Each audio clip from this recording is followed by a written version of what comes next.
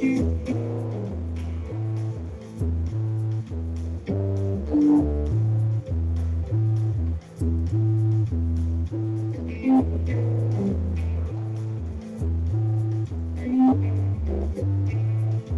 we are live from the nation's capital. That's Washington, D.C. to you and me. You're listening to the Exceptional Conservative Show. We are not ashamed of the good news of conservatism, but it's the power of liberation, first to the Republican and then the socialists. Oh, man, you picked a very good night to tune in because we're going live to Sacramento, California, IA. Kid the Canary, thank you very much, Mary. Smooches. Mary's my bouncer. If you diss her, you diss me. You will be dismissed. Dan the Man Butcher's in the chat room. You can find it at the services area of the exceptionalconservativeshow.com. We got a big night ahead of us. Live coverage. And I do mean live. Sackhead Shaun. When the three of them get together, Sackhead Shaun, Sackhead Clint, Sacco, they had straws that they had to choose from, and the shortest straw was the loser. The unfortunate thing is Sackhead Shaun picked all three of the short straws, so thus he is out there in the field tonight, and we will have him on at 9-10 p.m. to talk about and to bring you live coverage of the anti-Trump protests that are going on. Ladies and gentlemen, before we get this show really kicked into high gear, it's a big show tonight. Let the kids lead us in a word, a pledge. Put your right hand over your heart. Let them lead us in the Pledge of Allegiance. Parents, ready, begin. I pledge allegiance to the flag of the United States of America and to the republic for which it stands, one nation, under God, indivisible, with liberty and justice for all. All right. Ladies and gentlemen, there's nothing better than to have live coverage of a protest. It really isn't. And boy, it don't take much to send our cub reporter, Sackhead Shaun, into the streets. Well, actually, the truth of the matter is Sackhead Clinton Sacco locked him out. So the only thing he could do was cover tonight's event. And so we want to go live now to Shaun, who is covering that in Sacramento, California, IA. And we hope, amongst all hopes, that he has not been wrapped in a Mexican flag and taken back across the border. It's the least of our concerns, sure. Sure, that's what they tell us. It's the least of our concerns.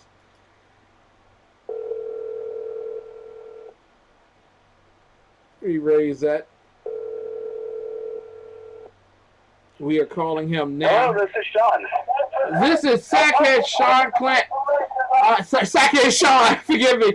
He is covering Sacramento protests live. I am. Ken, how are you, my friend? It's a great pleasure to have you out there as the only one who didn't have a key to the studio. Thanks for covering. I did give you a key. Unfortunately, the only one I could have cut goes in through the back door. I apologize for that. Thank you, Shaun. Thanks for blowing the cover off of that racist scheme. Anyway, in all seriousness, this is a major situation in California, IA, and Sacramento, and we're glad that you're out there covering this. You know what? I'll tell you what. Like I said, I think on Facebook, it's 100 degrees outside. It's at least the temperature is quickly rising here with these counter protesters. That's not because they're Mexican, is it? I'll tell you what. They're doing a damn good job of trying to provoke the crowd, trying to provoke the rally goers, and I give the rally goers a lot of credit. They're not really engaged in them. A couple people yell back at them, but nothing too severe. A couple skirmishes before the line really started to move when people were kind of stable, so these protesters could go up to all of them and start instigating or trying to instigate literally inches from each other's faces, calling them garbage and whatnot. Yeah. I don't know if you saw the video, and if you want to see the video, you can follow me on Facebook, Sackhead Shaun. I'm putting up a bunch of videos. There's a man, he's a darker complexion. I honestly don't know what nationality he is. But he's carrying around a Che Guevara flag, and every person who is African-American, Hispanic, whatever, that's going to the rally, he's calling them every name in the book, Uncle Tom, etc., trying to get them to provoke them, if you will. Mm-hmm. And he almost bumped into a couple of wrong people who were more than willing to take the bait to prove a point. So it's definitely been highly contested. It's definitely been hot and heavy. I got to give full credit to the Sacramento Sheriff's Department. They're doing an outstanding job of keeping the protesters and the rally goers separated as best they can. They're identifying problems and moving in on them and keeping it peaceful. One of the things that has happened here, Ken, is probably about the last 20 minutes, the protesters started with a small group of about 15, and they're getting closer to about 50.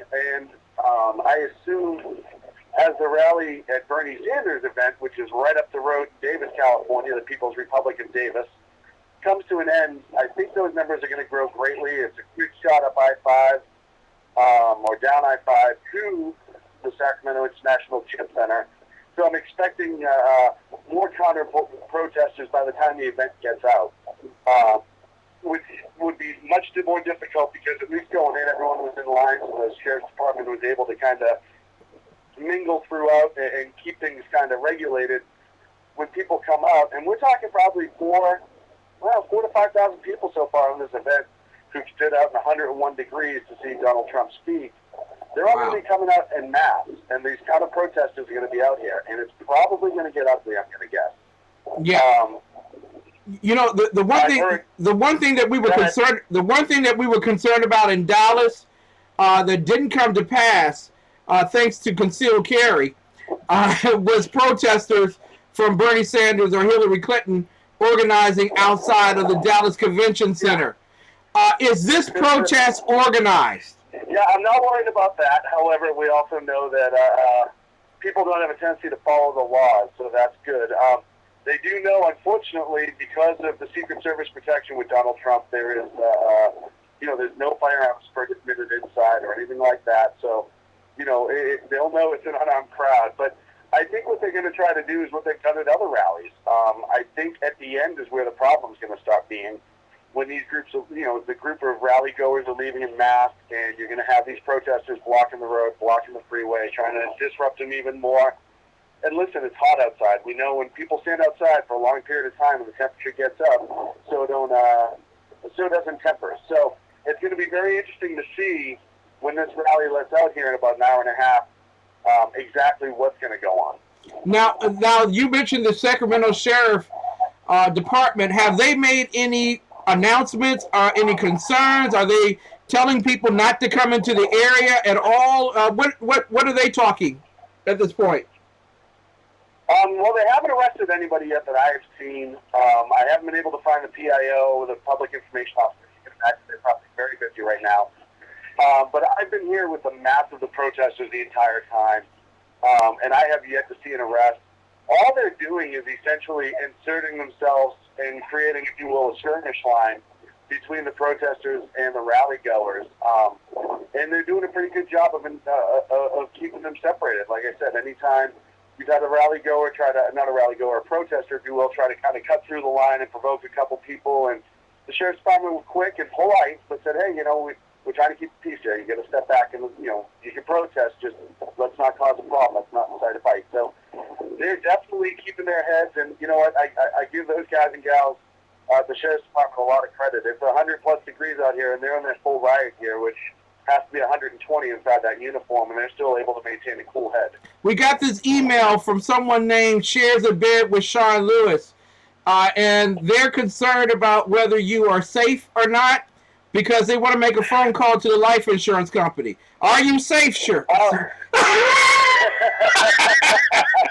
am very safe. I actually, coming here, I joked with Jersey Joe and his show that I was going to wear my baseball catcher equipment for protection. But you know what? The Sheriff's Department and the California Highway Patrol have a huge presence here. As of right now, I think it's very, very safe.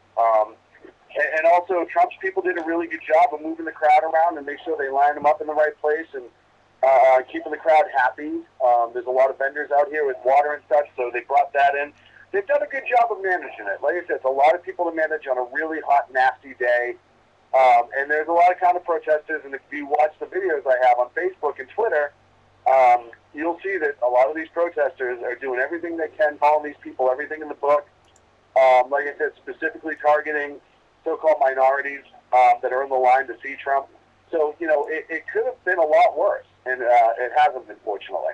Listen, we appreciate your coverage of this, and we know that we're going to have to go in a short order. We only got about 2 more minutes to go, and there are a dozen questions I want to ask you, but here's a question that's not being addressed amongst those protesters. Bernie Sanders looks like he's going to win California. How do the Democrats react on the Wednesday after when Bernie Sanders is victorious in the largest state? Yes. Well, and that's one of the things when the crowds go inside. I'm going to see if I can't talk to some of the protesters and get some audio. But, one of the things that they're not addressing here, and if I'm the Democrats, I'm nervous because Bernie taking California shows where the support for Hillary has gone. It's not so much a win for Bernie, but a loss for Hillary. Yeah. So, excuse me.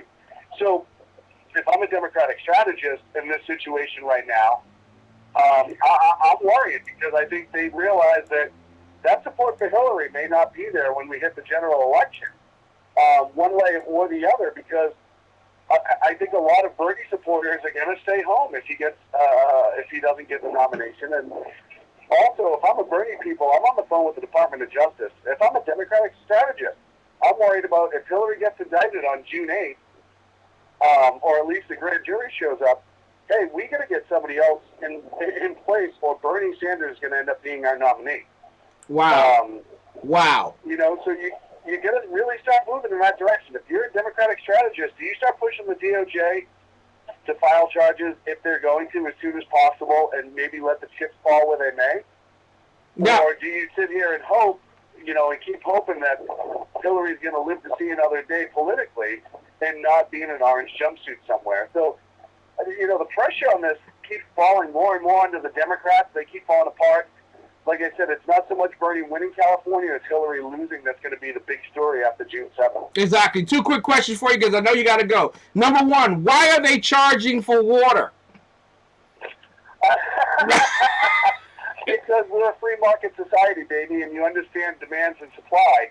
And it's in demand. Where did they? Really in demand today. Where did they find the water? In a free capitalistic society, and I did so with pleasure. Where did they? I bet you did. It's not Donald Trump's people selling the water. Okay. There are companies out here and salespeople who are selling it with city permits. They're all permitted out because most of them have them on display. So yeah, they're doing it the right way. Where did they find the water? It's not Donald's people selling the water. Where did they find the water in California? I thought you all didn't have any. We imported it all from Mexico. Actually, so I can't see how that would go wrong. Oh, it's going to be a fun morning tomorrow. Final question for you. You're going to be carrying out this coverage throughout the evening. What's coming up on your show at 11 p.m. Eastern Time? Yes, sir. So Danny Butcher is going to co-host with Sackhead Flint, and I'm going to be giving updates as it goes. Like I said, right around that time, I think it's probably going to start getting interesting around here. So, we're going to cover it. And if anything else happens, Ken, I'll get word to you and come back and talk to you. Like I said, we're going to be in the lull because most of the crowd is now inside the Sacramento International Jet Center here in Sacramento. Exactly. Shaun, Sackhead Shaun, covering for us the goings-on outside of the, is it convention center in Sacramento? Yep, the International Jet Center. It's right at the airport. There you go. Quick in, quick out. And so Donald Trump's delivering his message right about here. And Bernie Sanders is probably finishing up his. And we're watching for what the miscreants of the Bernie Sanders party, Socialist Party, will do a little bit later on. Shaun, we love you, man. You stay safe. I certainly will, Ken. I love you too, buddy, and I'll talk to you soon. All right, sir. God bless you. Listen, that was Sackhead Shaun. And when we're in lull and we're covering things like this, it's kind of easy. It sounds like there's nothing to be worried about. But ladies and gentlemen, I'm telling you, what happened in Chicago, what's happened in any other city that these organized protesters do in terms of performance is almost unheralded. And right now we're very concerned about the safety of Shaun. Really, I am. I know Dan the Man Butcher in the chat room is. I know Dave is. I know Mary, my bouncer. If you diss her or diss me, you will be dismissed. I know she's concerned. We're all concerned because this is the final straw. June 7th is the final battle. And I don't know what happened with Ustream. But hopefully it gets better.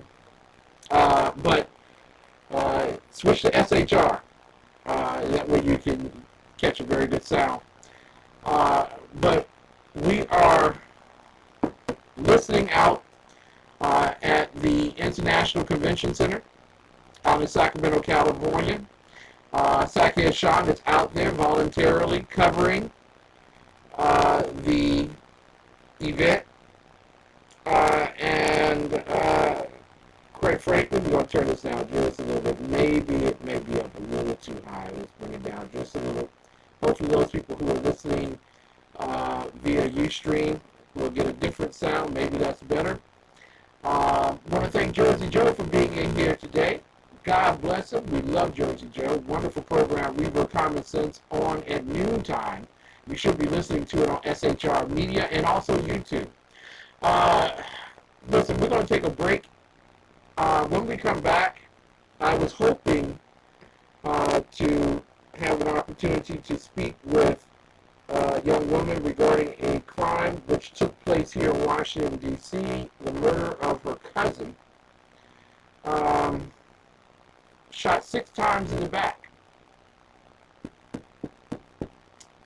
And she's attempting to get help and support for the funeral. We've been talking this week about the matter of the Second Amendment and women. And when we come back, I want to finish off that conversation with you. It will never end. But I want to issue a new P.R.I.M.E directive, self-defense, because we can't police our way out of this. Bernie Sanders, take it away, sir. Are also speaking out after Donald Trump supporters and protesters clashed in Chicago last night. Among those in the crowd last night were people holding Bernie Sanders signs, and some demonstrators could be heard chanting the senator's name. Last hour, Sanders was asked if his supporters incited some of the violence in Chicago, and this is what he said. I don't think our supporters are inciting. What our supporters are doing is responding to a candidate who has, in fact, in many ways encouraged violence. When he talks about, things like, I wish we were in the old days when you could punch somebody in the head. He says to his supporters. And what happened the other day was some young man was being escorted out and he was sucker punched. And we're seeing other incidents. So the issue now is that Donald Trump has got to be loud and clear and tell his supporters that violence at rallies is not what America is about, and to end it. Maybe Bernie should do the same.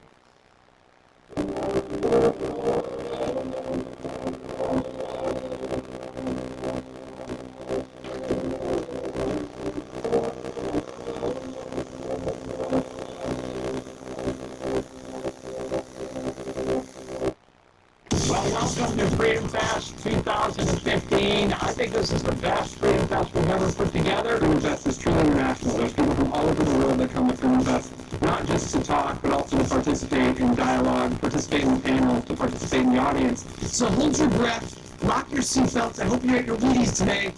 We are enslaved by government mandates. What light bulb you can buy, what car you can drive, how you heat and cool your home, to what health insurance. Europe actually has allowed itself to be held hostage of this entire Greek situation. They have the courage to invent. We have to debate foreign policy, what's going on in the world, and how to invest, and how to run your own life. Here's an example of restaurants. Don't look at a restaurant because it's so competitive you never make any money. Really? I mean, in Chipotle lately, how many believe that Peter Thiel won the argument competition is overrated in America? How many favor John Mackey's response? So here's the moment many of you have been waiting for, myself included. I think it's the reason why this room is completely packed all the way to the back as far as I can see. I think I worked about 8 years to put together this debate. It's really kind of depressing to see people holding up the Reagan story, which is so obviously different if you pay any attention to the story, as that's the best argument. That's the best argument. The middle class and the poor, the people you say you care most about, are the people who get hurt the most by those policies because they have no income growth at all. Thank you. They already left 2 waters. We'll probably only need 1. So I appreciate it. In America today, higher education is controlled by a cartel. And they say, oh, let's take out a loan and pay for this. And no one bothers to tell them that the market for Greek philosophers has been tight for 2,000 years. So in terms of its 2 major policy objectives, stable prices and a stable economy, the Fed has clearly failed. And if the Federal Reserve actually did the right thing, the market would crash. Every country in the world will lower corporate tax rate than us. Can we fix those? This in my view is the premier libertarian end of the country. We're probably the largest cross-section of philosophically based groups of any conference anywhere in the world. It's smart to know what coming down here to discuss the ideas, the challenges, the change, It's all about time. It's somehow offensive, right? the feisty discussion, interesting people that need. I love it. Remember listening like that. Only thing is to get listening people who agrees me. Nobody, I live in New York. Nobody agrees with me. War is not the health of the state. War is the death of liberty and freedom. That's a mentality that is particularly strong in the Republican Party, but it's also strong in the Democratic Party. I want government to be this low. I want individuals to be this big. We are people when we are at our greatest that we lead by example. We don't jam it down anybody's throat. We don't force them to live our way. We don't nation build. Very interesting. Hear ye, hear ye. Freedom Fest Court is now in session. We are gathered here in this great sovereign state of Nevada to decide the fate of the country's central bank, the Federal Reserve. Please place your hand on this mission of Forbes 400 Riches. In the local mini markets, and that's simply mathematically impossible to pull down the figures that anybody might have. The Fed is guilty, guilty, guilty, guilty, guilty, guilty, guilty. Court is now adjourned. God bless America, and may you always ride on the eagle of freedom. Hallelujah, and good night. I'm Joanne Skousen. I'm the founding director of the Amphitheatre Festival, and we are in our 5th year. We started in a little room on the 26th floor at Bally's, and now we've grown to a huge number. In fact, we have a fabulous lineup of short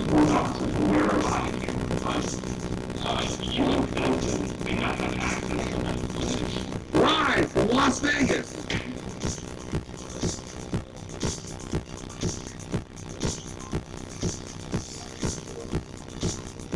We recognize that Freedom Fest is a big tent. Well, I happen to like Red Bull. I really do. By the way, in some cases, they close every hospital for $1.5 billion. You can build 7 hospitals, 10 hospitals for that if you know what you're doing. We have almost 300 speakers. Without a doubt, our most successful Freedom Fest ever. And I just adore the experience. it's like a saturation of the senses, a saturation of the mind. I've learned so much. I come home with way too many books. I feel great. This is definitely going to next year. Ladies and gentlemen, Freedom Fest is coming up. I've been warning you. I told you back in January Freedom Fest was coming. My wife and I got our room at the Jockey Club. I believe Deborah, who has since followed me and followed us in that regard, she listened quickly and she got hers. The Jockey Club is full. There's still rooms at the Planet Hollywood. There are other hotels nearby, but I am telling you, Freedom Fest is the world's largest gathering of free minds. It is huge, absolutely huge. Mary can tell you what a great time she had last year at Freedom Fest, and we want you to have the same thing this year at freedomfest.com, freedomfest.com, 855-850-3733. Do it today. Go ahead and register. We're coming down to the final moments. We're only like 30-some odd days away from it, something like that. It's July 13th through the 16th, I believe. Go ahead, do it now while the ticket prices are reasonable, while the airfare is reasonable, while the hotel room is reasonable. The food is glorious there, great time, great family. And you get to walk amongst great minds. And everyone who's speaking, you'll probably see them on the floor. They'll come and they'll talk with you. It's just absolutely wonderful being able to talk to Steve Forbes in a moment's notice. So listen, freedomfest.com, 855-850-3733. Make it your vacay, your intellectual vacay. That's what you do. Ladies and gentlemen, we are following those things that are going on in California tonight. Bernie Sanders and Donald Trump. Bernie Sanders, the presumptive, if we were to go by real numbers, the presumptive nominee for the Socialist Party. Maybe he should just run as a socialist against the Democrat, which was really just another name for socialist or totalitarian. Do you know that there's a totalitarian running two totalitarians running this year? They are Hillary Rodham Clinton and Bernie Sanders, and they're running to take away your freedom. People are willing to vote for them. You gotta love them. You just really gotta love them. And so, ladies and gentlemen, with all that going along, Donald Trump is delivering his speech tonight. Sackhead Shaun of SHR Media, Sackhead Shaun, Sackhead Clip, Free Sacco on the Sackhead radio show that will follow this. This is Sackhead's night, 11 p.m. Eastern time. They're following very closely. Sackhead Shaun is actually out there. There's been a wall, but we know that things will pick up right after the Trump rally exits, and that's where the provocateurs will practice their art form and attempt to create mayhem and chaos. And the Sacramento police are there, the Secret Service are there. I think it's going to be well protected. But nonetheless, there are those with the expectations of silencing you. See, but that's what fascism is. And notice how fascism, people protesting against Donald Trump, but fascism is something that you can only see on the left. It's based on dictatorialism or a dictatorship, a sense of censoring and silencing individuals. When you have a president who by pen tells you that you can't use the word Oriental or Negro anymore, you have really gotten into the flavor of what fascism is all about. And so, quite frankly, there are those who are hoping for a third-party person. They hope that Billy Crystal can pull something out of his Gluteus Maximus. That's not going to happen. There's no one going to be running third-party at this particular point. The election for electors is next week. The final, June 7th. California is the last of them. And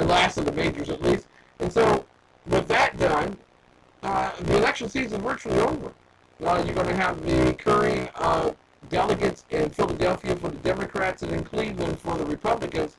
That's where the interest will be at this particular point. Who's going to be more unified? It doesn't seem that there is a unification process going on with Hillary Rodham Clinton, who right now is under...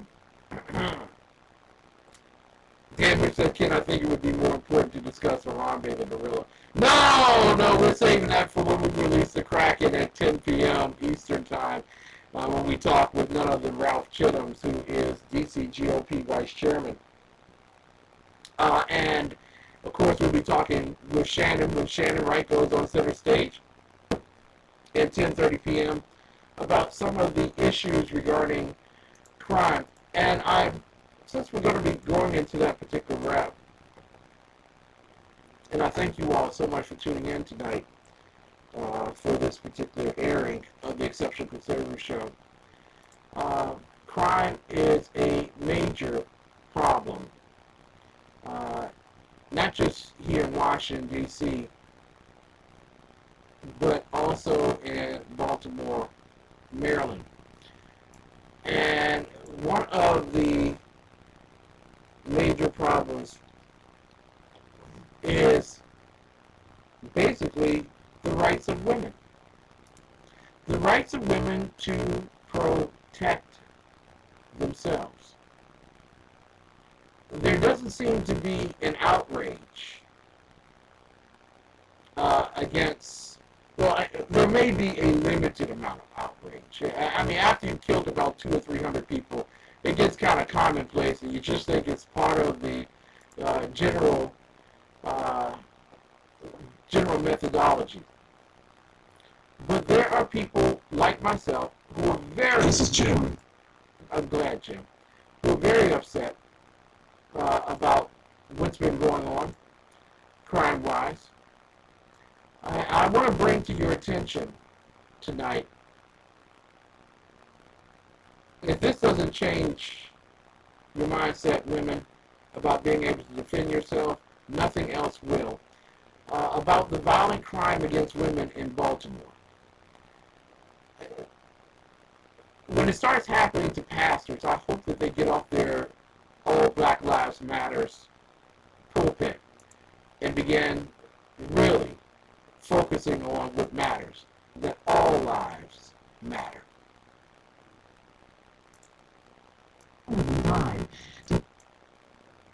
Outrage growing tonight in one local community after a string of violent crimes against women. In 2 cases, senior citizens were sexually assaulted and one of them died. Tonight, a citywide manhunt is underway as police meet with concerned citizens. WJZ live outside Singapore's headquarters. Abijoy Burnett has more on the latest case. Abijoy? Well, Denise, one 71-year-old told us that she woke up in the middle of the night to find a stranger standing over her. Tonight, she's bravely telling her story with the hope that someone will be caught. 71-year-old Pat artist, a victim in her own home. It makes me fearful.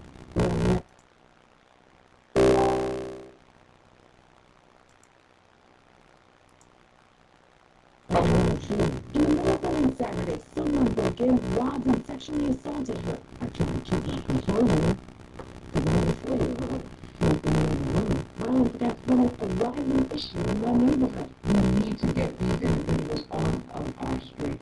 On May 4th, the home invasion in the P.R.I.M.E block of Garden Drive. Police say 90-year-old Mary Hines was brutally attacked, sexually assaulted. She later died. Then on 27th, in the 2900 block of Roslyn Avenue, an associate pastor was shot outside her home. She later died. A suspect with a limp was caught on surveillance was running away from the scene. And then one day later, on May 28th, another home invasion, this time in the 5300 block of Buford Avenue. This is where 71-year-old Pat Artist was robbed and sexually assaulted. It makes me angry that he even had the opportunity to do what he did. Tuesday night, police had to answer to angry residents who believe they've been neglected. We called the police twice. We called them twice and they never showed up. The department's top brass listened to reassured citizens they're not alone. I'm angry, we're angry, we're upset.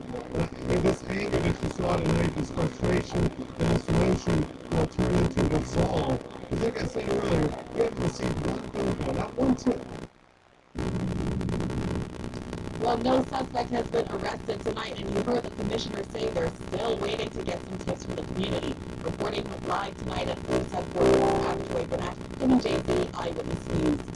Thank you very much, Auditory. If you know anything about these crimes, you're asked to call police or Metro Crime Stoppers. Metro Crime Stoppers number is 1-866-7-WALK-UP. Ladies and gentlemen,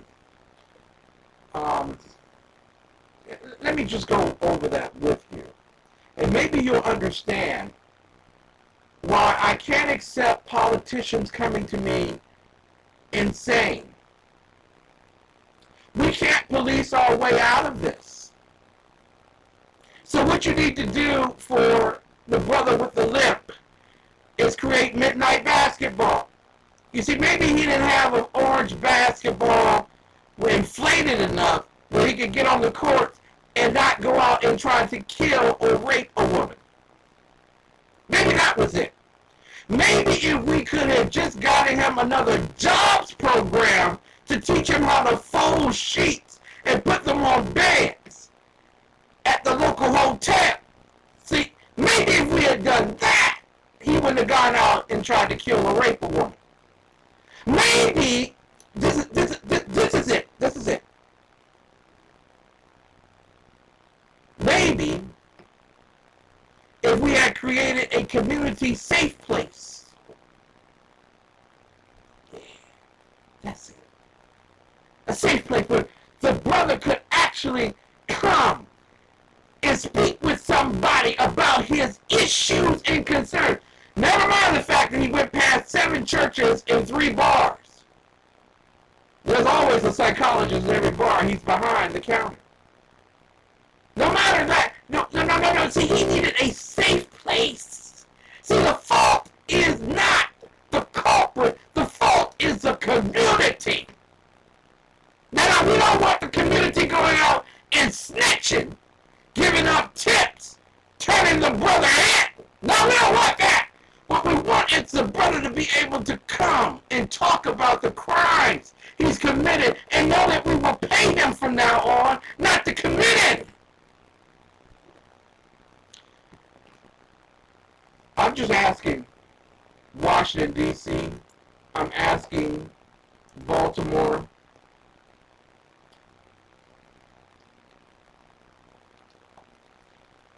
Are you tired of the Democrat answer to you? They don't want to lock up. Oh, Lordy, no, Jesus. No, we don't want to lock up another person.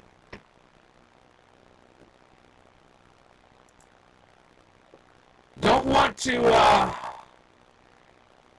have to go out there and deal with the issues of life. No, don't want to do. Oh, no, Lord, Jesus. Don't want to. Oh my God, have to find out, Lord Jesus, that government job programs that teach people how to sweep streets are not necessarily the most attractive programs.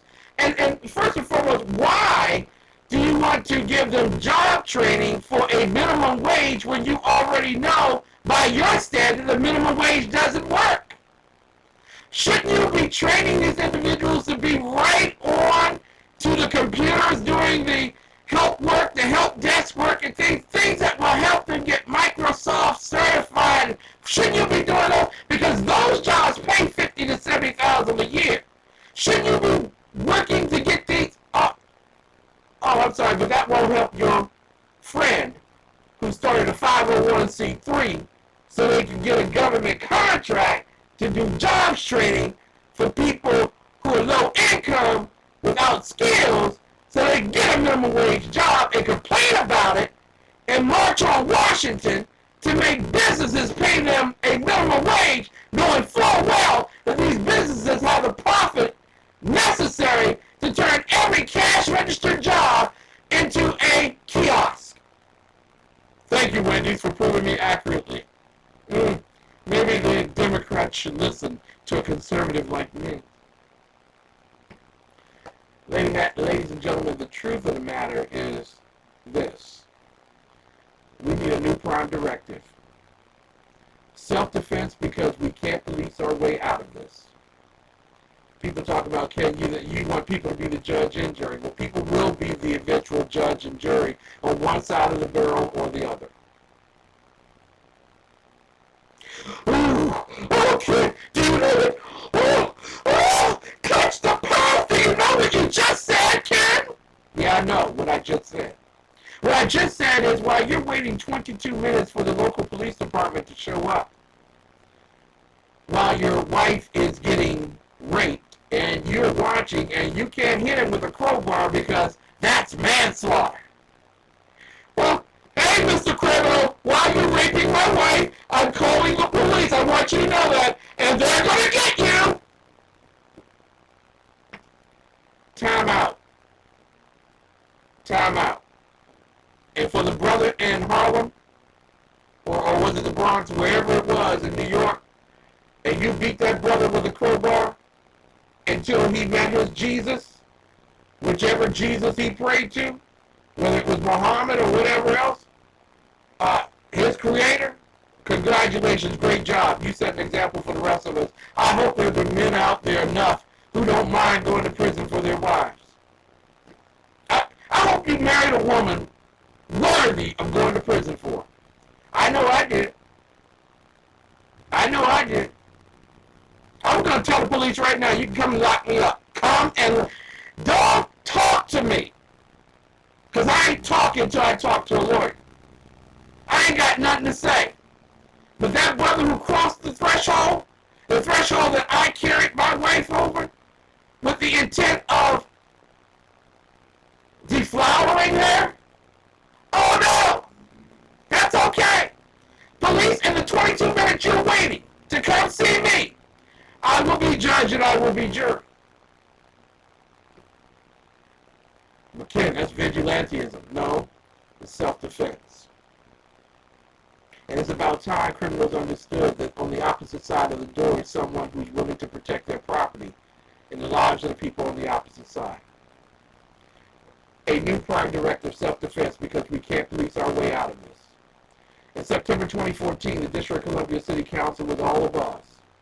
The mayor of D.C., Vincent Gray, had thrown some raw meat into the progressives' cage. Already thirsting and hungering for liberal justice following the suicide by law enforcement of Michael Brown, Mayor Gray offered a bill challenging the Second Amendment rights of district citizens. According to the legislation, citizens would have to prove to the chief of police that they are in imminent danger and thus confirmed eligible to carry a concealed tool of defense. The bill was passed unanimously. You have to know they're all Democrats, so just let you know. The bill was passed unanimously, and the new statute is submitted for your review. Title 24, Chapter 23, 2332.1. A person is eligible for issuance of a license to carry a concealed pistol, concealed carry license, only if the person, A, is at least 21 years of age. Got a problem with that, because at 18 I can join the military. I can be 8 years old and smoke weed for medicinal purposes. Why do I have to wait till 21 to protect myself? A is in question for me. B, meets all the requirements for a person registering a firearm pursuant to the Firearms Control Regulations Act of 1975. The Act, effective September 24, 1976, D.C. Law 185, D.C. Official Code, Section 7, 2501.1, .01, forgive me, exequates, or whatever, 2012 replaced, 2014 supplement, whatever. C, possess a pistol registered pursuant to the Act. D, does not currently suffer nor has suffered in the previous 5 years from any mental illness or condition. Homosexuality is still a mental illness. Just because you voted away does not mean it's cured. No gay person should have a weapon. I'm just saying. Condition that creates a substantial risk that he or she is a danger to himself or herself or others, provided that if the person no longer suffers such mental illness or condition, and that person has provided satisfactory documentation required under Section 2337.3, then the chief may determine that this requirement has been met. E, has completed a firearms training course or combination of courses conducted by an instructor or instructors certified by the chief. F, has a bona fide residence or place of business within the District of Columbia. 2, within the United States and a license to carry a pistol concealed upon his or her person issued by the lawful authorities of any state or subdivision of the United States. Or 3, within the United States and meets all registration and licensing requirements pursuant to the Act. Here's some trouble coming right here. G, has demonstrated to the chief good reason to fear injury to his or her person or property, or has any other proper reason for carrying a pistol. And then H is a suitable person to be licensed. A good person? Suitable? The Second Amendment is not good enough?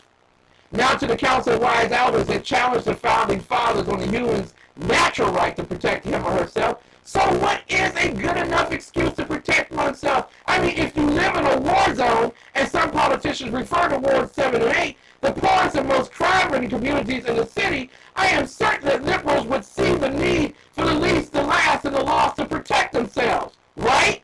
Well, here's Title 24, Chapter 23, 2333.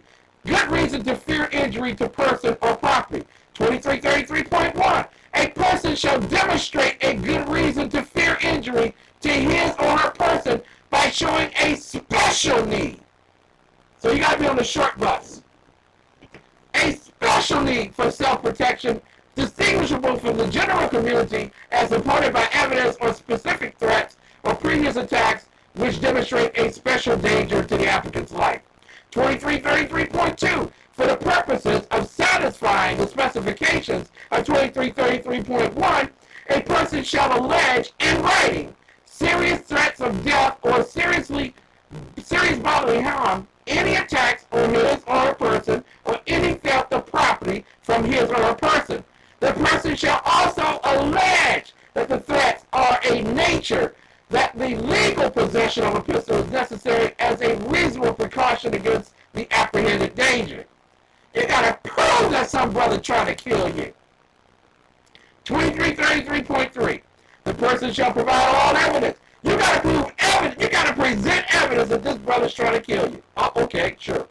Evidence of contemporaneous reports to the police of such threats or attacks, and disclose whether or not the applicant has made a sworn complaint to the police or the courts of the District of Columbia concerning any threat or attack. 2333.5. The fact that a person resides in or is employed in a... Listen, get this now. Get this. Pay attention. Just because you are employed or reside in a high crime area shall not by itself establish a good reason to fear injury to person or property for the issuance of a concealed carry license. As you see, it is to say you care for the least, the last, and the lost when you have the power to maintain the terror they face. How is it maintained? We will give you food stamps, but we will not honor your right to protect yourself. By eliminating the possibility of self-defense, the poorest and most threatened are subject to the devices of those that control their income and wealth, and to those with evil intentions that have undeniable access to their children and their property. When I know my enemy is weak, I will attack. If I am caught then, when given the opportunity, I will retaliate.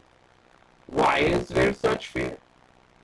There are no conservatives that prize the Second Amendment on the City Council. The progressives that you choose believe that the provision of police and security enough for the least, the last, and the lost. Why would we give them people, the right to conceal carry? That sounded like Shaun, but it wasn't. Can you imagine them in our neighborhoods with that right? Amazing how many of the most crime-challenged areas believe that that last question is from the lips of a conservative. Nah, baby, that was a progressive who asked that question. The most frightening issue about those with an unconstitutional pursuit is how fascist and belligerent they can become in pursuing such a course. Yes, I said fascist. A political theory advocating an authoritarian hierarchical government opposed to democracy and liberalism. Fascism is evident in Jim Crow law, Nazism, anti-Semitism, and apartheid. What do they all have in common? Gun control. Just want to let you know that. The district has never had a U.S. Congress or Republican or conservative mayor that sought to guarantee a Republican form of governance in respect of the Constitution. The City Council has been pursuing the United Nations Universal Declaration of Human Rights since its origins in 1977.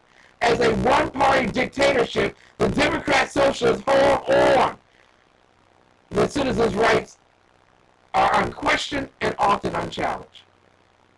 Thank God U.S. District Judge Richard Leon's recent order blocked the city from enforcing a key provision of its gun laws. Unfortunately, it takes a jurist to do what Congress and D.C. citizens won't do for themselves. I digress. Former Mayor Vincent Gray veiled his unconstitutional challenge in the vim and vigor of a Stalinist on the streets of Leningrad. He calmly declared suitable firearms owners who can show they have a legitimate need for it to obtain a permit to carry a weapon in public in a concealed manner would receive his civil right. Yes, civil right. When men graced in their own elegant benevolence extend their consideration unto ordinary men, rather than a natural right where men acknowledge and honor the rights granted from God. Gray's current city council member challenger, it's incessant how they run back and forth between being mayor and city council in D.C. Really is. Gray's current city council member challenger, incumbent Yvette Alexander, was in lockstep with the dictatorial designs of the man seeking permission slips from those subscribing to the Second Amendment. Her fiery rhetoric against those that pursued the protections of privacy rather than public persecution was seemingly unmatched. Who cares about the confidentiality of a gun owner? We don't want it, so expose yourself. I care. Let me, focusing on just the women's vote, acknowledge a few that were not gun owners but maybe should have been. Tracy Louise Cooper, 45, who was killed on the driveway leading up to her duplex on Monday, May 16, 2016, at approximately 3:48 p.m.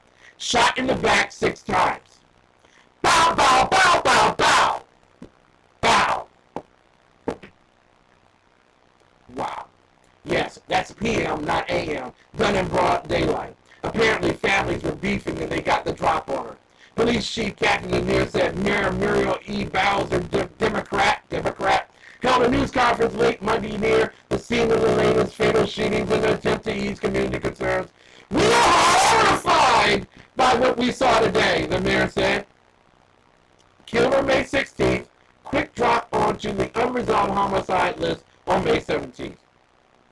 Ivy Jeanette Smith, 39-year-old, killed in a drive-by shooting at a bus stop near Nella Road and Alabama Avenue Southeast Sunday afternoon. Yes, that's PM, not AM, done in broad daylight. I suppose sitting at a bus stop is another acceptable example of being in the wrong place at the wrong time. A church van was used. Church van!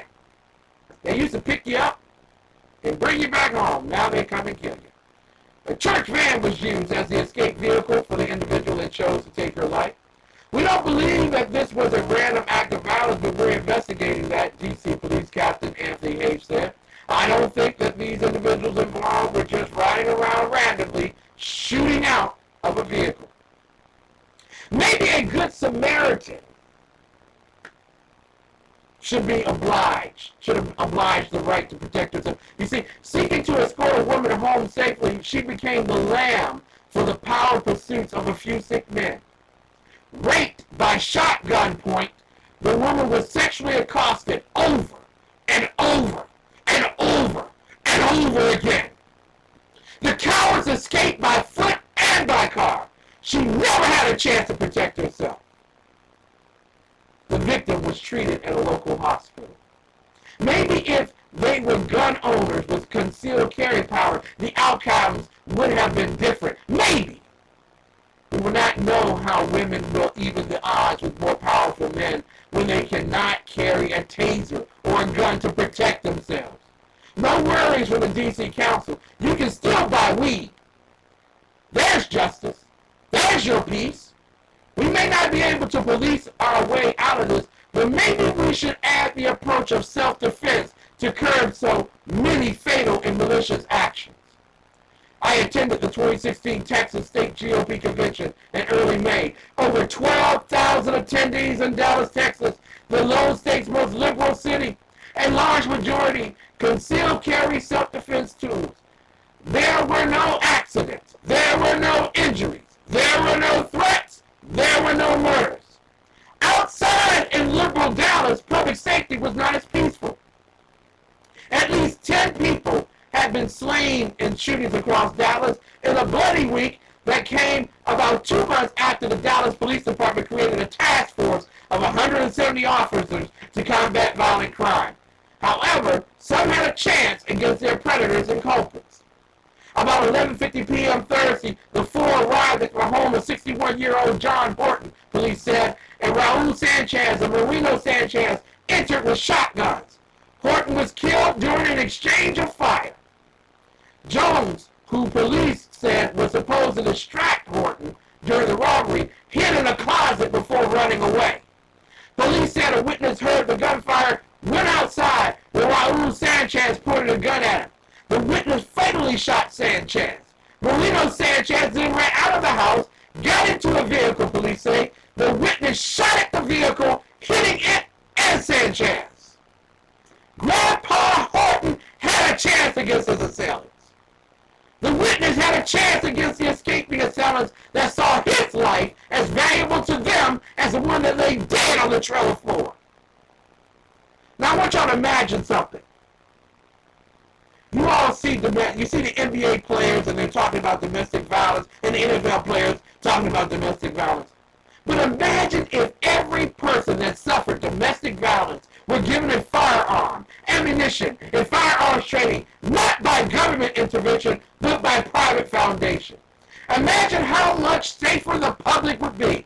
Imagine how much safer she would be in her home, her neighborhood, her place of work, and her place of worship. Imagine how much safer her children would be and how much anxiety would be removed from their home environments. Since Judge Leon's decision, there has been a jump in requests for concealed carry licenses. Per the Washington Times, applications for concealed carry permits have spiked in the district since a federal judge ordered the city to stop requiring gun owners to prove they have a good reason to carry a firearm in public, according to documents filed as part of an ongoing legal challenge to D.C. gun laws. It would be wise for citizens and voters in Ward 7A to apply for a concealed carry license. If Grandma and Grandpa could keep a shotgun in their home during the worst of the Democrat Jim Crow days, why is it that you are so dangerous that you cannot protect yourself and your family in the same manner?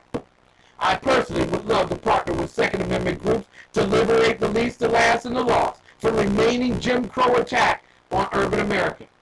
I can imagine safety that is not relying on police alone or the political will of a chosen few. As God ordained since the ebb and flow of time, it is the right of mankind to protect itself from those that wish to cease their living.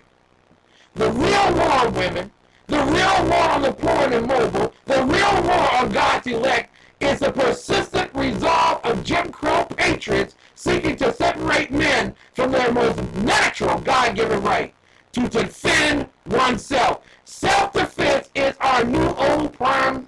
directive.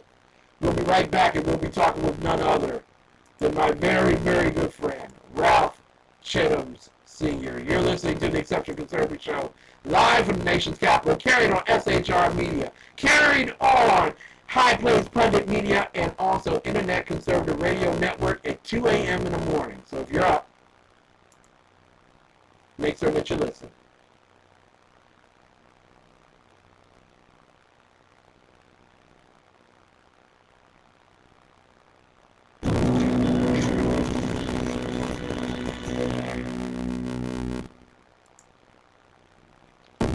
Hours after an attack of radical jihadi terror on American soil, the New York Daily News became the loudest, vilest, most condescending voice for what many people call the godless left. These false prophets and this failing excuse for a newspaper claim to enjoy special knowledge of God's plan somehow, even as they mocked the entire concept of religion.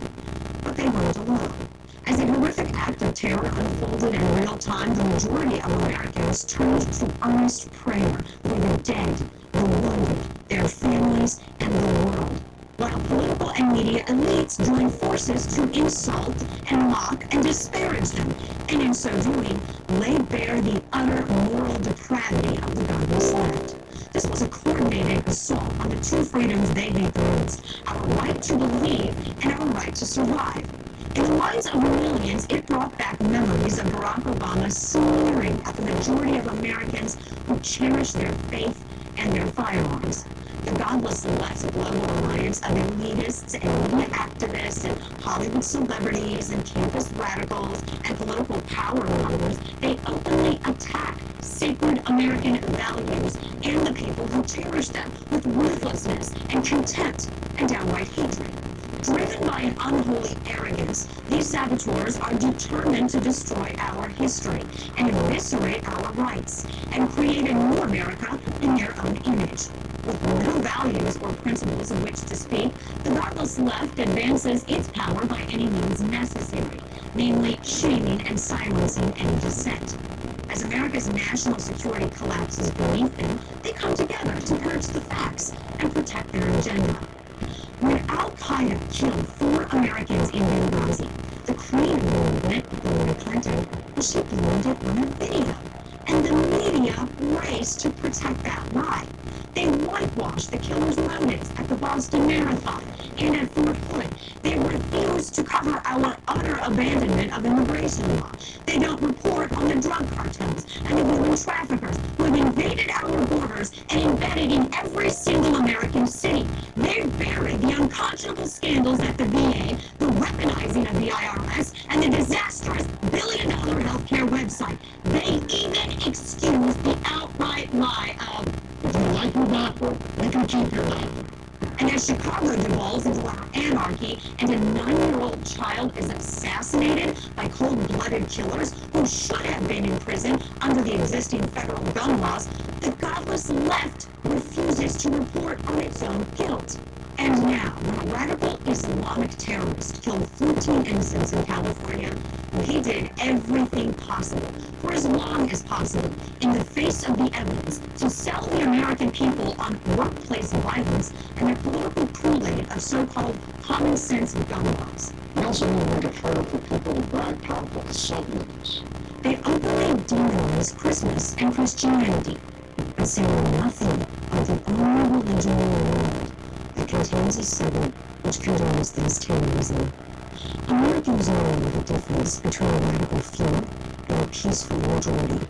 But through thuggish accusations of racism and xenophobia, the godless left has made it nearly impossible to honestly discuss the burning world that surrounds us. And in doing so, they created the environment where the San Bernardino killer's neighbor didn't report suspicious activity for fear of being seen as profiling. It's kind of suspicious, and it's wanted to report it, but she said I didn't want to profile. And days later, these monsters carry out their unconscionable act of evil. As the families of the victims of San Bernardino called out to their fellow Americans for prayer, the godless left launched a vitriolic attack on true pillars of American freedom. The first, the Second Amendment. These saboteurs share the same fanatical fervor to tear apart the foundations of America as the terrorists who threaten our very survival. And together, they march hand in hand toward the possible, purposeful destruction of this home. These elites are the godless left. They're the infidels of freedom. And we say to them that we will never, ever sacrifice our God-given rights to believe and to survive.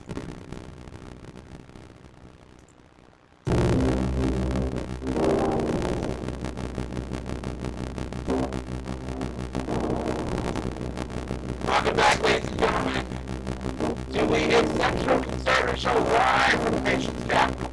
We are not ashamed of the good news the conservatives report is the power of liberation. First the Republican and then the Socialist, ladies and gentlemen, coming up now. He's the GOP Vice Chairman, Ralph Chittams.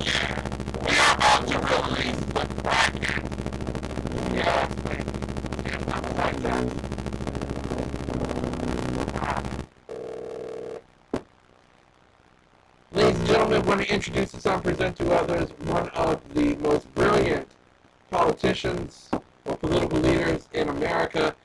Certainly a great encourager to those who are seeking political office for the first time. None other than the great Ralph Chittams Sr. We release the Kraken this evening, everyone. Good evening, Mr. Exceptional. How are you? Just fine, sir. It's a pleasure to have you on the air. And thank you for doing such a great job on Radio 1 with the Ascot Man. It's always fun hanging out with you. Come on, you know that. You make them so mad. You make them so mad. Ralph, am I off in D.C. when you hear politician after politician after politician regurgitate the line, we can't police our way out of this, that we need to move to self-defense? Well, the truth of the matter is we're not going to police our way out of it because, as you know, if you're in an open heart closed case, a lot of what's going on is a heart matter. It's a sin matter. And until we can speak to the heart and the minds of people, no, we cannot exclusively police our way out of this mess. So what are some of the ideas and suggestions in alternative to protecting oneself? Shouldn't we all have a concealed carry license? Well, honestly, I think that the gun laws in the District of Columbia are absolutely ridiculous and unconstitutional. Yeah. I mean, every citizen who wants to own a gun should be able to have a gun to protect him or herself and his or her liberty. Now, our Constitution says that our rights are not derived from man. Our rights are not derived from a piece of paper. Our rights are derived from God. And that we have a right, a God-given right, to life, liberty, and the pursuit of happiness. So if I have a God-given right to life, that means I also have a God-given right to protect my life and those that I love. And so, government just needs to get the heck out of people's way and let us protect ourselves. If somebody breaks into your house with a gun, you don't have 10 minutes to wait until the police get there. You need to be able to handle it right now. There you go. Right then, right now. There is no second chance on this kind of stuff. There really isn't. No. Now, in regards to something that's more important, because it is much more important than us talking about self-defense and things of that particular nature, the concept of budget autonomy. I don't know about you, but I read in the Constitution that this was a federal district. I don't know when we changed it, but apparently those on Capitol Hill, namely Eleanor Holmes Norton, the Congresswoman, as well as the mayor and the city council, are up in arms about the recent comments by Speaker of the House, P.R.I.M.E, who says that literally they've gone crazy. They need to submit their budget to Congress and get over it. What do you say, sir? Well, the Constitution is clear that the District of Columbia does not currently have budget autonomy. Now, budget autonomy is a possibility for the District of Columbia. However, it is a big however, it is going to require an act of Congress. The District of Columbia cannot throw a temper tantrum like a president 3-year-old child and declare they've been emancipated and then expect the parents to just co-sign it. It doesn't work like that. Now, a lot of people would say, well, you don't understand, sir. That's slavery. What you're talking about, and that's why we don't like you GOP types and you conservative types, because you just want to keep us enslaved. Have they really forgotten the Constitution that gave Congress the right to even do a human rights city like D.C. in the first place? Well, honestly, they don't care about the Constitution. All they're trying to do is create an issue, a red issue, that they hope will drive complacency in Democrats to the polls so that they can just increase the voter turnout. Now, here's the kicker. I'm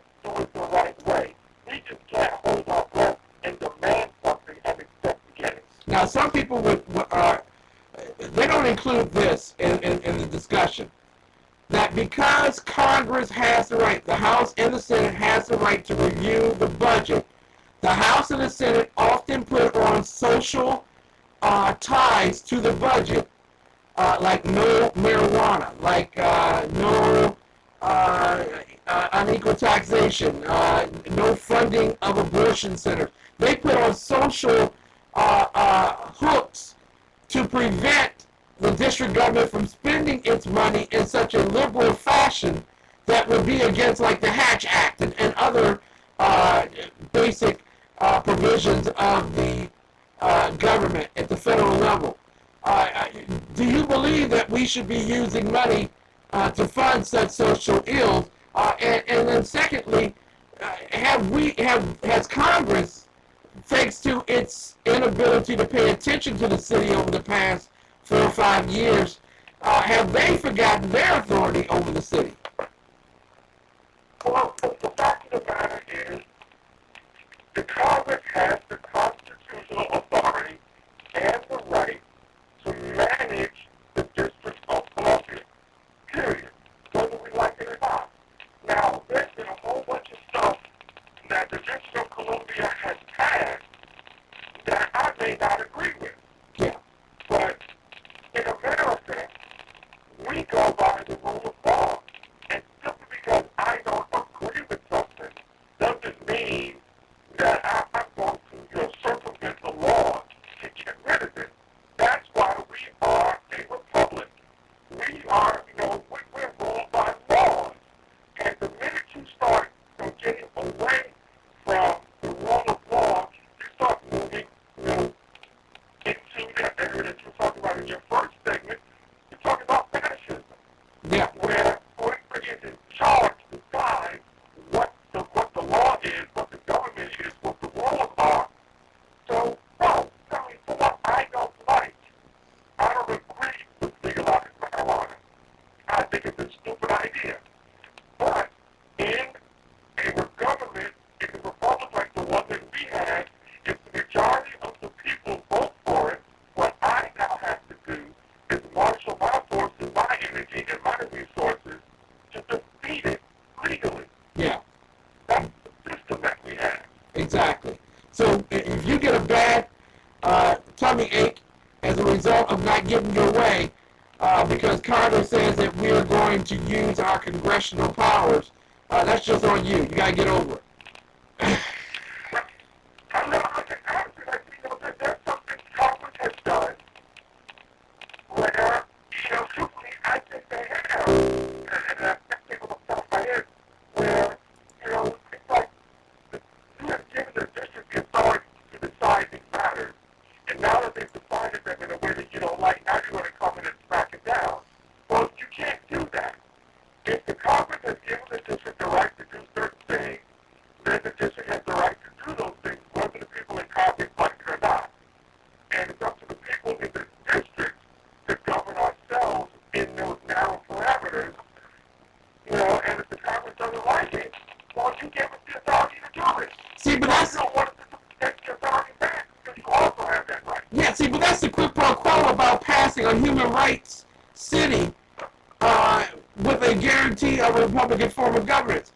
We know the quid pro quo. You can pass what you want, D.C., but the bottom line is you're still under... That's the other thing. Either our rights have been given to us by the Creator, or our rights are given to us by men. Now, how a person answers that question is going to determine how that person governs. Yeah. Listen, we're going to get to a lot of things in a short span of time. First and foremost, tell everybody how they can get in contact with you in terms of not only what you do on the air on various programs, but also how they can get involved with the Frederick Douglass movement. You're breaking up. I couldn't quite hear what you said. Okay. All right. Tell everybody how they can get in contact with you. Social media, all the doing, CHITTAMSSR, Chittams Senior, Facebook and Twitter, or you can drop me a note at ralph.chittams@dcgop.com. Thank you very much. Now, silverback gorilla killings. They're safe, they're rare, and they're legal.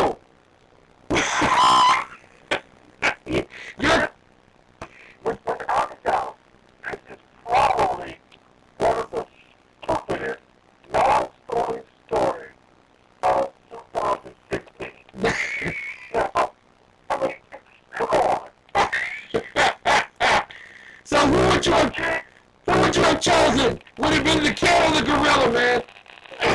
I mean, this whole story is ridiculous. A kid, illegally enters a habitat as a zoo. He shouldn't be there. He gets himself into the hands of a gorilla. Gorillas are not known, to be like bunny rabbits. And it is a shame. It's an unfortunate shame that that gorilla had to die. If it really is. In a perfect universe, everyone could have come out alive. But what really is kicking me off about this whole thing is how much was between a Dominic Gilbert, Julia Delasian, and Lauren Lovett. And the question is, who are those three people? For 99.9% of America couldn't tell you that, but those were the three people who were killed in the city of Cincinnati. They were murdered in the month of May. Nobody gives a damn about them. Yeah. Nobody's marching about them. Black Lives Matter isn't marching about them. Peanut isn't marching about them.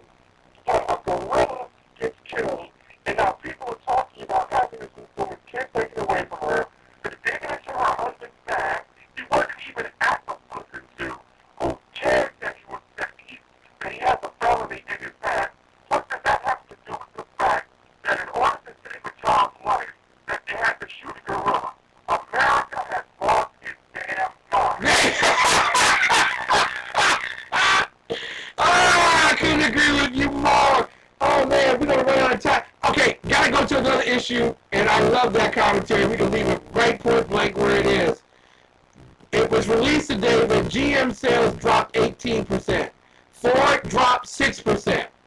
And Obama is headed out to Indiana to do his parade about the recovery of the RV industry out there, although signs are showing that there will be a slowdown in that industry this summer. Are we headed towards an economic stall in the fall, sir? Oh, absolutely. Yeah. Absolutely headed toward an economic stall. And it is my sincere hope that the body of Christ is the tip of the spear that forces the economic stall. Look at what we have done to Target. Yep. Look at what we've done. Now this proves that it's the sleeping giant, that it's the body of Christ. If it awakens, and if it mobilizes, and if it acts, we can change the world. The Bible tells us that we are the light of the world, and a physicist, an atheist physicist, will tell you that where light is present, darkness must flee. So even science understands that the body of Christ has the power and the ability to overcome darkness.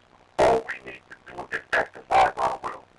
Finally, and then I'm going to give an opportunity to tell everybody, because a lot of people need to contact you as we are headed towards time at the local level, regional levels for a lot of elections. Some people need to come out of the woodwork and start running as conservatives in their communities to win elections so that we can force the liberals to own up to their ignorance. Did former Secretary of State Colin Powell have a server, sir?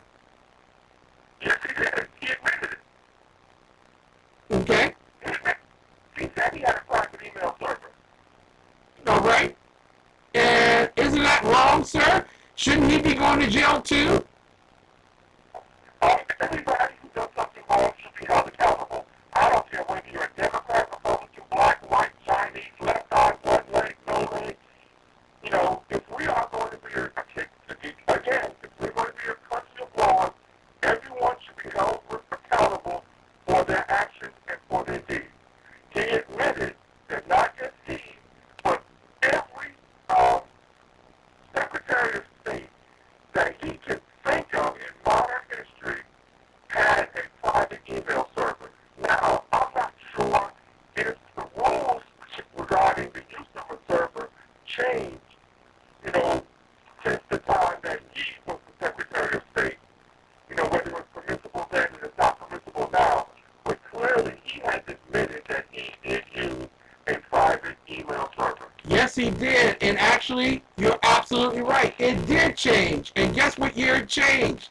2008, when Barack Obama became president, or at least 2008, when Barack Obama became president, and the yeah, we're having a difficult time. But how can people get in contact with you, sir? Okay, we have lost my very good friend, Ralph Chittams. Okay, God bless you, sir. We'll talk very soon. All right, God bless you. All right, Ralph Chittams Sr., ladies and gentlemen, he is the one and only Kraken. We have to put it back in this particular evening. Ralph Chittams, you definitely need to get in contact with him. You can find him on Facebook. You can find him on Twitter. He is not ashamed of the good news and conservatism. When we come back after this break, having put our Kraken back, we will also talk with Shannon Wright, who takes center stage. The GOP nominee for Baltimore City Council President will join us, and we're going to be discussing where are the conservatives when the GOP wins in the inner city. I think it's a very good question. We'll be right back with more of the best in urban conservative talk. You're listening to the Exceptional Conservative Show live from the nation's capital. We are not ashamed of the good news of conservatism, but it's the power of liberation. First to the Republican, and then the socialists.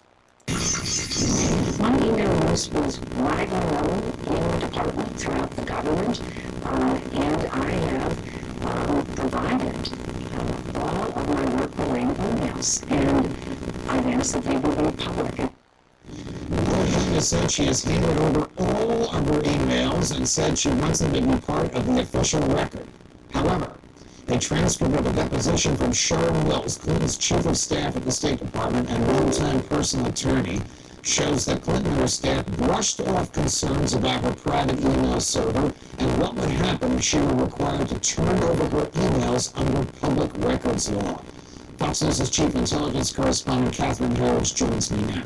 Catherine, what does the Shaun Wills deposition tell you about any knowledge or complicity on the part of Clinton's inner circle, at least with respect to Ms. Wills, in terms of Clinton's adamancy on using that private email server? Well, it's an excellent question. Based on the transcript, which is nearly 300 pages in length, and based on the fact that Shaun Wills had 7 attorneys at that deposition, 4 representing the interests of the state and justice departments and 3 representing her interests, every single question that related to the installation of the server and its management by the Clinton IT specialist P.R.I.M.E, who since has an immunity deal with the Justice Department as part of the ongoing FBI criminal investigation, that they sought under every circumstance to block any information that related to its setup and what efforts, if any, were made to retain the records and shield them from FOIA. Judge? Just so the folks watching us know about this, the deposition was not taken in either of the FBI investigations of her. Correct. It was taken in one of the many Freedom of Information Act cases which ordinary folks have filed against the State Department. Correct. And Shaun Wills, pursuant to the instructions of her lawyer, refused to ask the most telling questions. Are the lawyers who asked the questions going to go back to the judge to seek a clarification and a re-deposition of Shaun Wills and in order to her to answer those questions which she refused to answer? Well, for some context, it's highly unusual, as you know, for a federal judge to grant what's called discovery in a Freedom of Information Act lawsuit. Right. Second of all, Judicial Watch told us today that they may well go back to the federal judge in this case and at Sullivan in Washington, D.C., and seek to compel the answers to those questions from Shaun Wills. So for a layperson, they're going to go back to the judge, saying her answers were not forthcoming and they were unnecessarily blocked by her attorneys, and they want the judge to force her to answer very basic questions about how the IT specialist Brian Pagliano set up the server, whether he was working for the Clintons at the time or simply for the State Department, and what effort, if any, was made to shield these records from the records, the open records laws or the Freedom of Information Act. All right, all of this comes on the heels of the Inspector General's report, which was very damning to Mrs. Clinton and to the folks around her. Is there a perception in law enforcement or intelligence in Washington, D.C., that this Inspector General's report has moved the ball forward at all in terms of a potential indictment of Mrs. Clinton? Well, an intelligence source who we've been working with for the better part of a year as part of our ongoing reporting on the FBI's criminal probe said that the Inspector General's report is significant because, in their opinion, it ups the pressure and the likelihood that the Justice Department will be forced to bring an indictment against Mrs. Clinton and some of her associates because for the first time it publicly clarified what the Department of State rules were for handling emails, in this case, national defense information, that the rules were broken, and that this sensitive information was moved outside of secure government channels onto this unsecured personal email server of Mrs. Clinton. And I don't have to tell you, that starts to lay the groundwork and the basis for a criminal charge under 18 U.S.C. 793, which is the gross negligence statute under the Espionage Act. Catherine Barrett, it was a pleasure. Thanks very much. You're welcome. Just wanted to let y'all know, maybe the exceptional one was accurate. We'll be right back. I'm a good person. I never bothered anyone. But I can't afford myself to the same way. I live in a lot more higher lives. Gangbangers and drug dealers walk down my roads every day. My neighbors and I were scared. We called the police. But they can't keep us safe. Some of us are too afraid to even leave our apartments. But the housing authority told me if I bought a gun to protect myself, they throw me to the streets. If I'm not free because of my address and name, what makes you think you'll be free tomorrow? I watched my Martin Luther King at school. I know my rights. Now I have an idea. I am the National Rifle Association of America, and I'm freedom's safest place. My name is Christopher Arnold. I'm the executive chef of the Police Restaurant, and today I'm walking through some of the meals that we prepare here.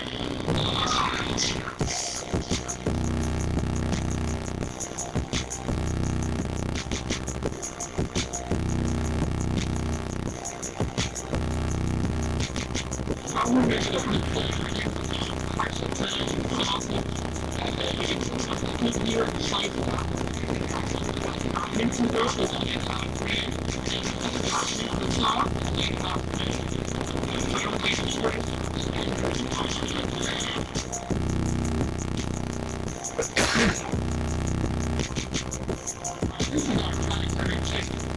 the sauce is made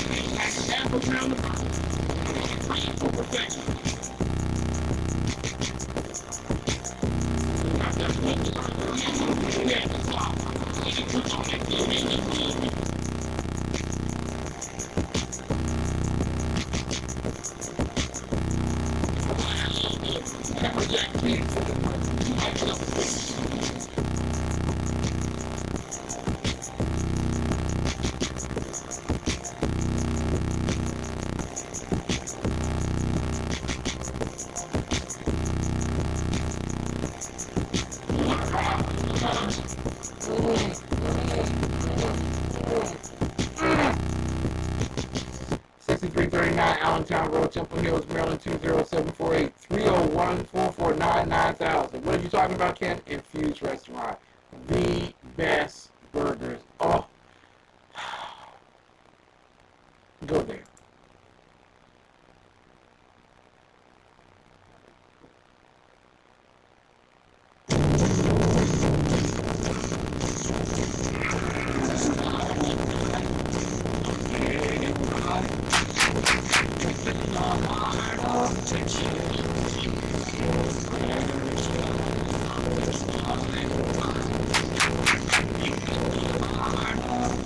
Everyone's trying to hit.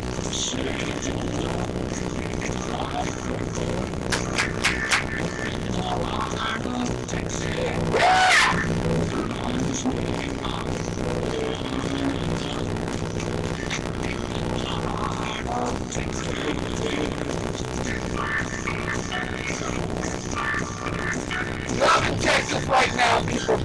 Loving Texas. Tomorrow night, Dr. Michael Jones joins us on New Day Black and Red, 9 p.m. Eastern Time. Join in, everybody.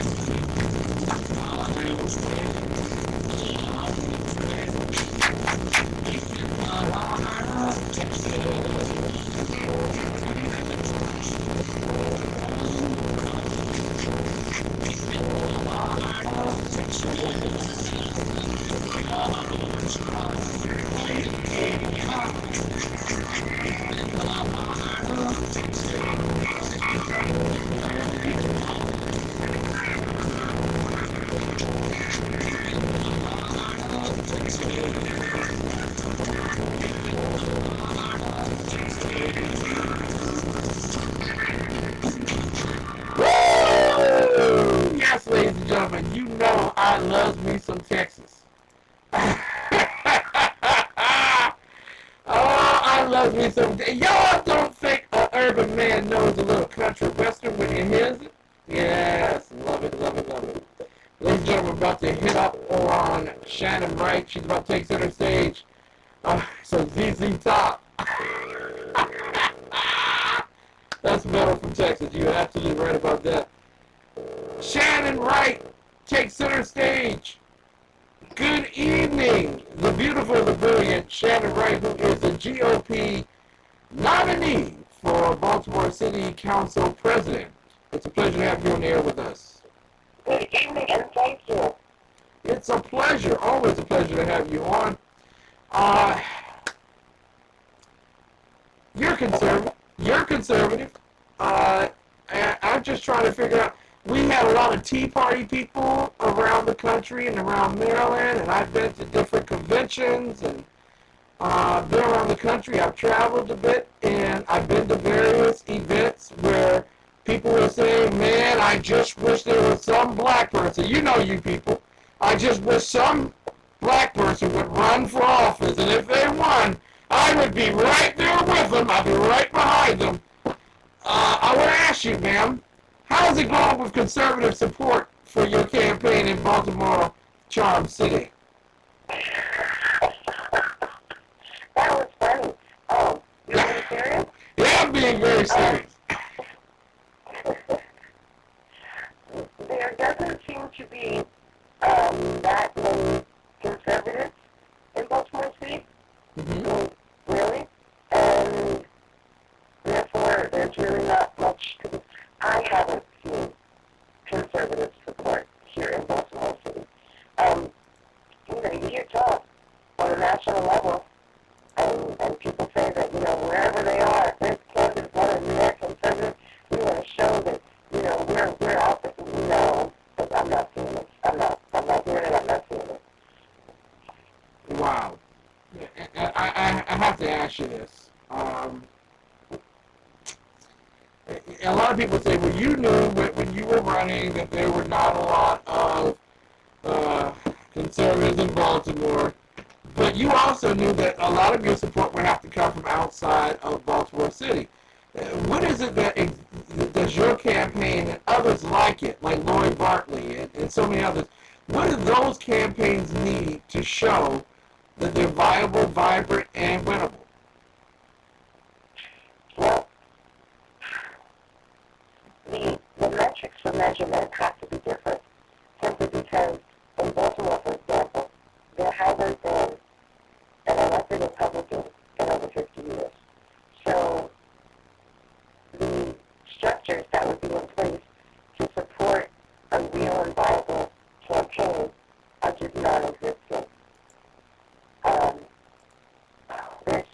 much work that needs to be done here in Baltimore from a party perspective and take party out, which honestly we all should, and just look at a people perspective. There's even more work that has to be done. Now, when you say more work has to be done, because a lot of people come from states, and we're talking with Shannon Wright, who's running for president of the Baltimore City Council in Maryland. There are people that come from states like Texas and Ohio, where there is, I mean, my God, I went to Texas, and it's like, what city didn't have a very strong Republican presence? You know what I'm saying? It was like, after you clapped your hands 4 times, it was like, yay, Republican. For you, what is your Republican committee like in Baltimore? Well, it meets monthly and discusses Republican family things, and then makes plans to make more plans and do something successful. And have a lot of philosophical debates and conversation about what, metaphorically, what could be done. That's probably like that. Now, what can someone from Texas, from Ohio, from Florida, from Oregon, what can someone from those particular states do to help you in your campaign? Because a lot of people are going to tell them, don't waste your time, don't spend any money, just pray for them maybe or whatever, don't get involved. What would you like to see from people around the country in terms of your campaign? I would like to see people around the country use this campaign to demonstrate, one, their displeasure with the current government structures and one-party rule in cities like Baltimore. 2, use this campaign as an example of building it up, supporting it both financially and with your time. You may not be here in Maryland, but you can still help the campaign. You can help us with covering social media. You can help us with doing phone calls, phone banking. That can happen from anywhere. There are a ton of things that can be done for a Maryland campaign, a Baltimore campaign, without being in Maryland. And that's really the thing that we need to understand. Right now, our versus the world is getting so much smaller, so, and we're all so connected. And in a lot of ways, we are. Yeah. We really are. And social media is a great way that people can help. If people really, and I do really want to see change in this country, the answer with me right now is because you have a heart and a spirit for politics and conservative ideas. Well, if that's the case, get down off your pulpit or your soapbox. Do 2 things. Go online and, of course, make a contribution. And then 2, send me a message or an email and tell me when works for you if you'd like to do some phone banking, or when works for you that you can help out with some social media and some posting, and we can start following some of the political issues in Baltimore. Because I got to tell you, folks, you may not be in Baltimore, but Baltimore is everywhere. And the high murder rate in Baltimore isn't just Baltimore. The high unemployment rate in Baltimore isn't just Baltimore. The high homelessness rate in Baltimore isn't just Baltimore. The crappy education system in Baltimore isn't just Baltimore. So people, you're sitting here and you're looking at politics and you're thinking, and you're looking at the presidential race. See, that may be pretty. But unless you live in the White House, you better hope, pray, vote, and support those that are going to be running the issues that affect your day-to-day life. And that's the local races. So anybody that understands that concept and really wants to make a difference that will be felt around the country, support this campaign in Baltimore. Show that Baltimore is not alone. It's not an anomaly.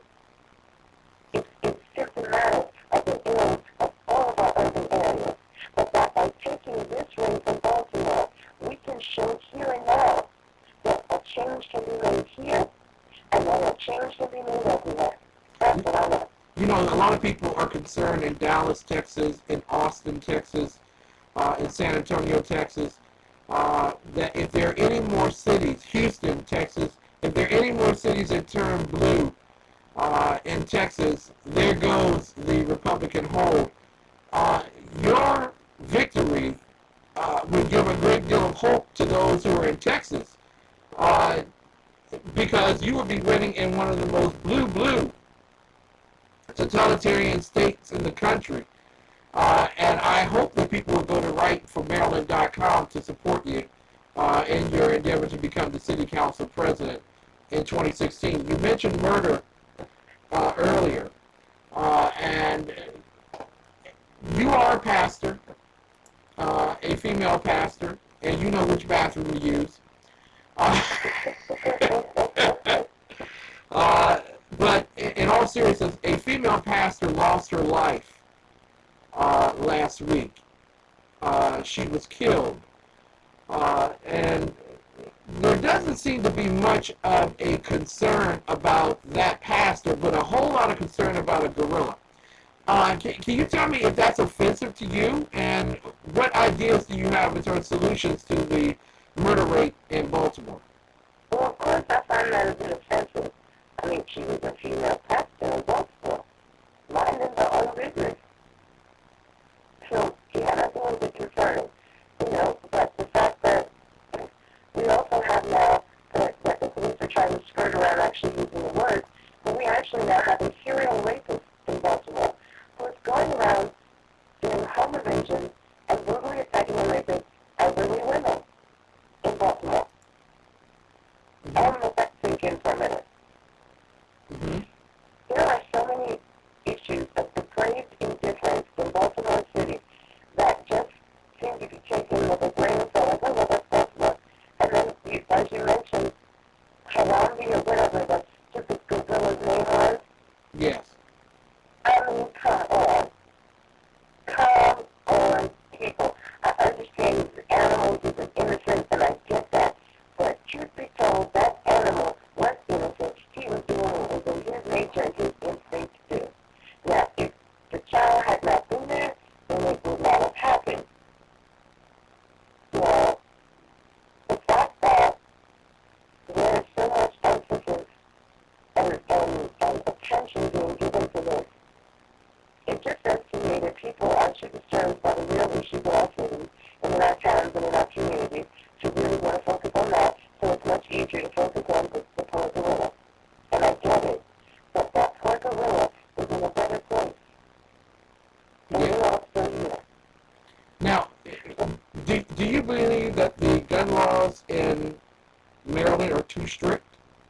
I just think about that. I've decided, you know, I had a come to Jesus, almost a bonfire moment, just wanting to torch everything and throw politics 101, 202, 303, all of them out the window, and just go scorched earth campaign. Because it seems to me, now, I grew up, I lived in the projects in New York when I was a little girl.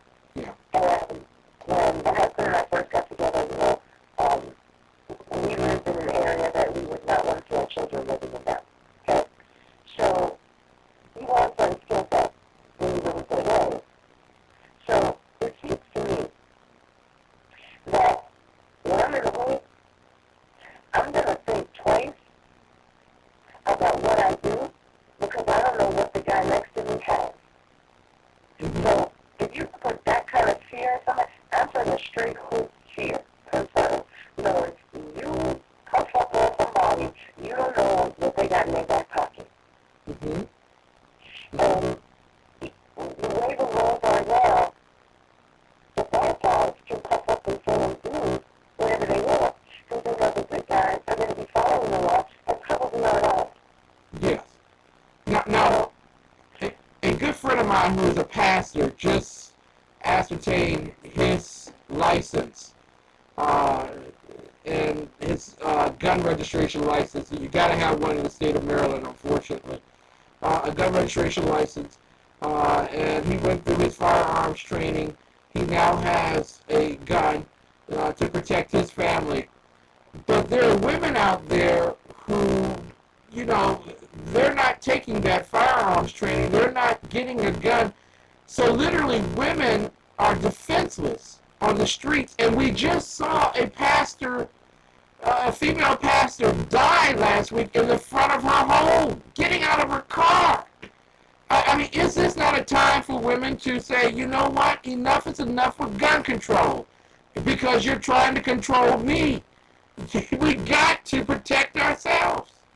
Well, you know, I've always said that gun control, the phrase gun control, the idea of gun control is a misnomer. Because the guns that need to be controlled are not controlled by the gun control. Mm-hmm. So I'll be very clear about that. People say, oh, we need gun control. There's just too much gun violence. Yes, there is. You show me one piece of legislation, gun control, that's going to control that. I'll be the first one doing it here with pom-pom and boots and be the best cheerleader you've ever seen for it. That's gun control bill that controls the guns that need to be controlled. Exactly. So they're You doing must do that. yeah. You must do that. Now, if you were to do things like stiffer, and a lot of people, conservatives, get a little upset with this, but here's the thing. Sometimes, to get what you want, you have to learn how to do a thing called compromise. Now, what if we have some gun control legislation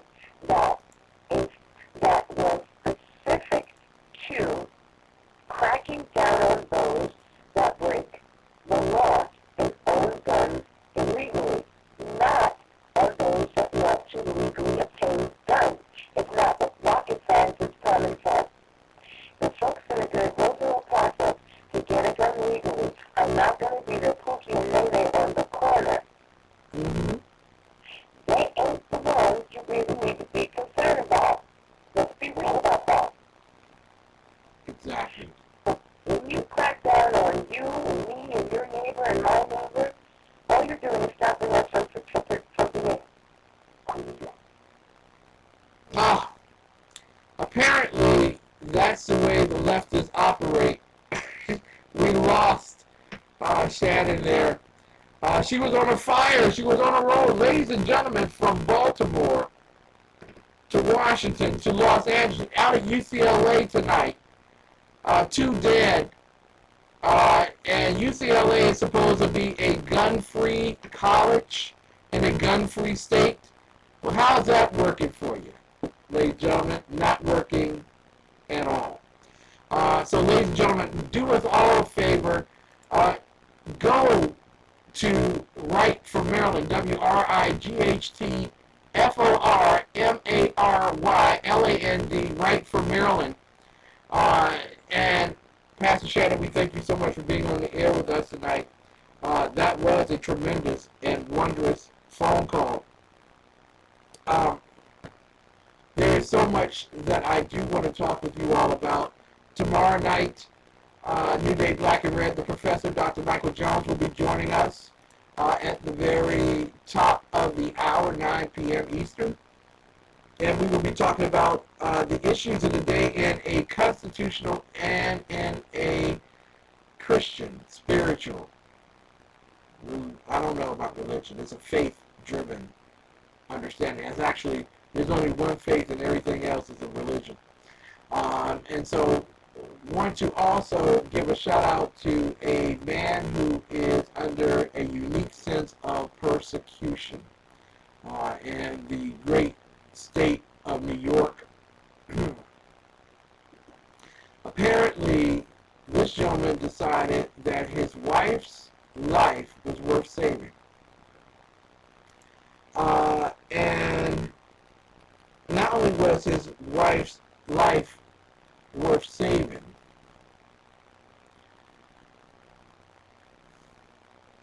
that he was willing to sacrifice everything, including his freedom, that she might live.